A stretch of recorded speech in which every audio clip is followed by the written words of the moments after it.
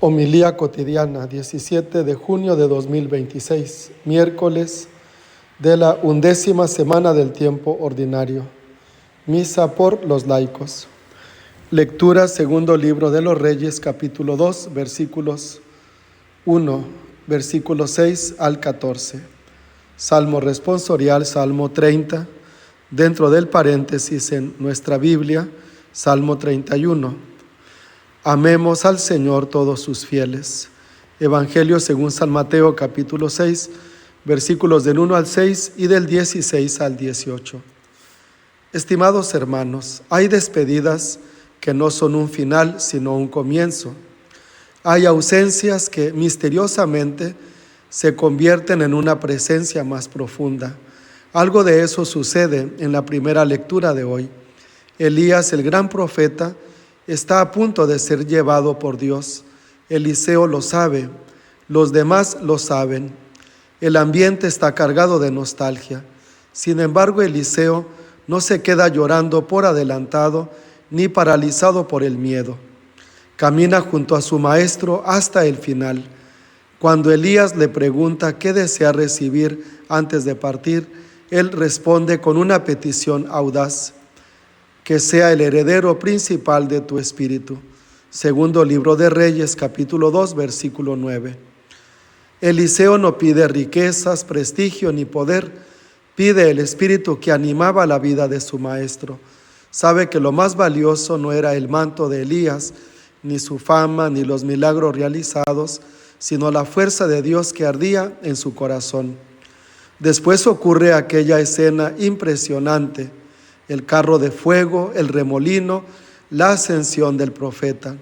Eliseo queda solo, o al menos eso parece, porque cuando recoge el manto caído y golpea las aguas del Jordán, descubre que el Dios de Elías sigue vivo. El río vuelve a abrirse. El Señor no había desaparecido con el profeta. El verdadero protagonista siempre había sido Dios. Hermanos, ¿cuántas veces también nosotros confundimos los instrumentos con la fuente? Nos apoyamos tanto en personas, estructuras, liderazgos o seguridades humanas que olvidamos que quien sostiene la historia es el Señor.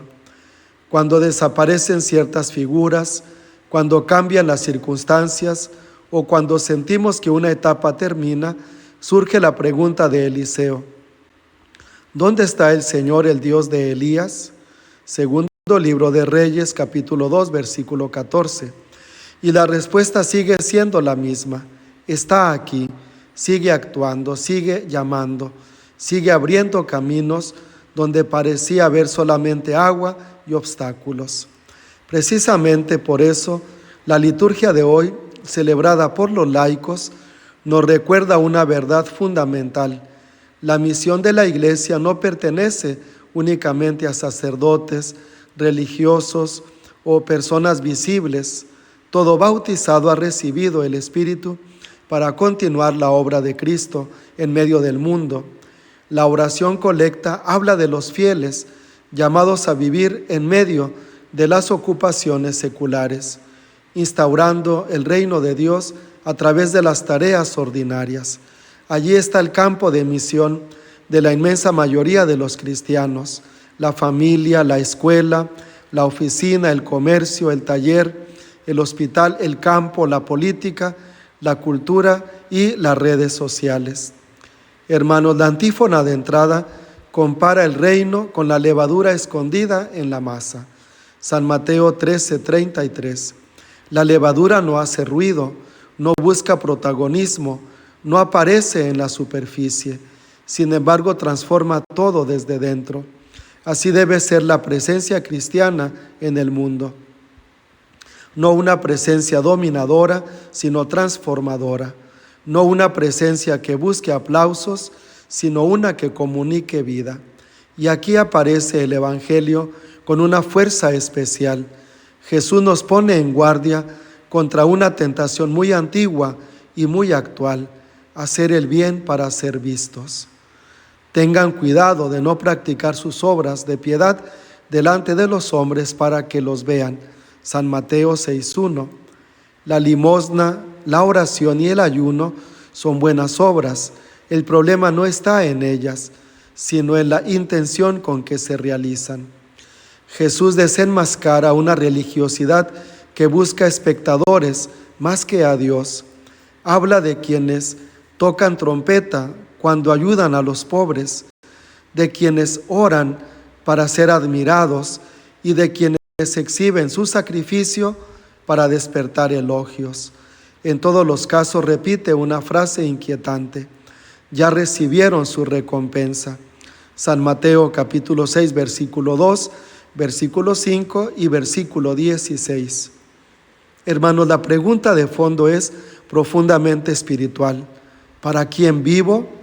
¿Para Dios o para la aprobación de los demás? ¿Busco servir o ser reconocido? ¿Deseo hacer el bien o que sepan que hago el bien?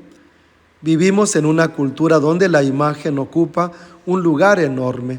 Muchas veces parece que algo no existe si no se publica, si no se comparte o si no recibe aprobación inmediata. Jesús nos invita a recuperar el valor de lo escondido.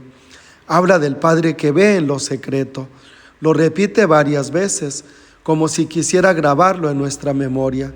Tu Padre que ve lo secreto, te recompensará. San Mateo capítulo 6, versículo 4, versículo 6 y versículo 18.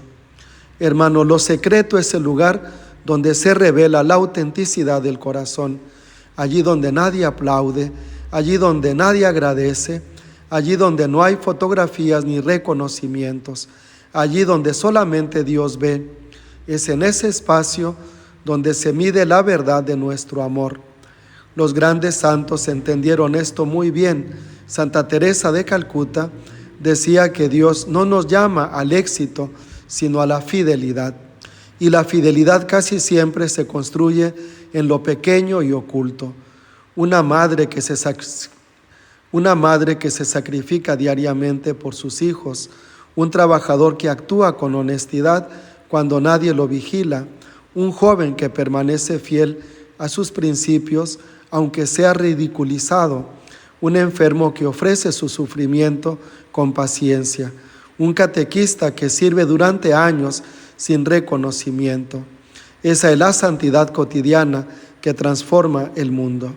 El salmista proclama: amemos al Señor todos sus fieles.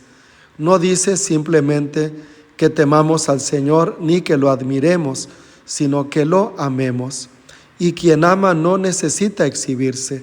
El amor auténtico encuentra su alegría en la persona amada, no en el aplauso de los espectadores. Hermanos, hoy el Señor nos invita a revisar nuestras motivaciones más profundas. Quizá hacemos muchas cosas buenas, pero vale la pena preguntarnos: ¿desde dónde las hacemos? ¿Qué buscamos realmente? Porque incluso las obras más nobles pueden contaminarse de vanidad y, por el contrario, los gestos más pequeños, realizados por amor, tienen un valor inmenso ante Dios. Pidamos la gracia de Eliseo para heredar el espíritu de los profetas. Pidamos la humildad de la levadura que trabaja silenciosamente. Pidamos la sinceridad de corazón que busca agradar a Dios antes que a los hombres.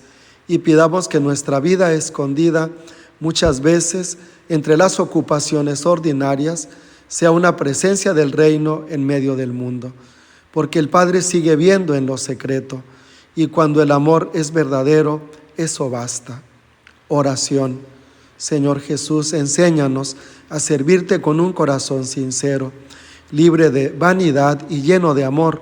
Haz que nuestras obras hablen de ti y no de nosotros. Que fortalecidos por tu Espíritu, seamos levadura del reino en nuestras familias, comunidades y lugares de trabajo. Amén. El Señor esté con ustedes. Que el Señor les conceda un corazón humilde para servir, valentía para dar testimonio de la fe y perseverancia para hacer el bien, aun cuando nadie los vea. Y que la bendición de Dios Todopoderoso, Padre, Hijo y Espíritu Santo, descienda sobre ustedes y los acompañe siempre. Amén.